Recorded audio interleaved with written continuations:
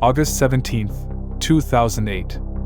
A quiet winter morning in Krugersdorp, Gauteng, South Africa. The sun had barely risen when 18-year-old Morne Haramsa prepared for what seemed like a typical school day. He dressed in jeans and a t-shirt, packed his school bag, and stepped outside to face the day. In his pocket, he carried music, heavy metal, his escape from reality. But this morning was far from ordinary. Haramsa was a final-year pupil at Nick Diederik's Technical High School. For years, his parents later said, he had been tormented by bullies. Small in stature and sensitive by nature, he struggled with feelings of isolation and frustration. But those closest to him didn't foresee what was about to unfold.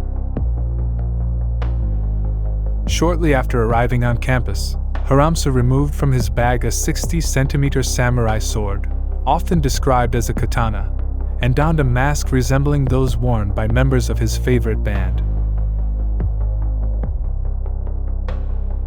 Without warning, just as the school day was beginning around 7:20 a.m., he drew the blade.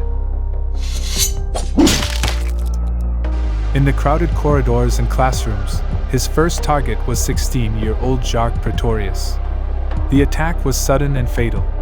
Pretorius died from wounds inflicted during the assault. Panic ensued. Another student, Stephen Bauer, sustained serious head injuries.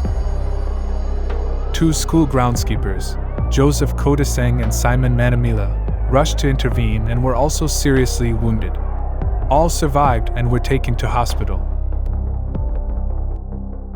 Minutes later, the violence subsided. Haramsa halted his attack, placed the sword down, and waited. School officials and police soon arrived. Without further incident, he was apprehended. In April 2009, Haramsa pleaded guilty to 1 count of murder and 3 counts of attempted murder in the South Gauteng High Court in Johannesburg. Later that year, he was sentenced to an effective 20 years imprisonment. The attack sent shockwaves through the community, prompting intense debate about bullying, mental health, and violence in schools. Following his conviction, Haramsa was incarcerated at Leeuwkop prison, where he served his sentence.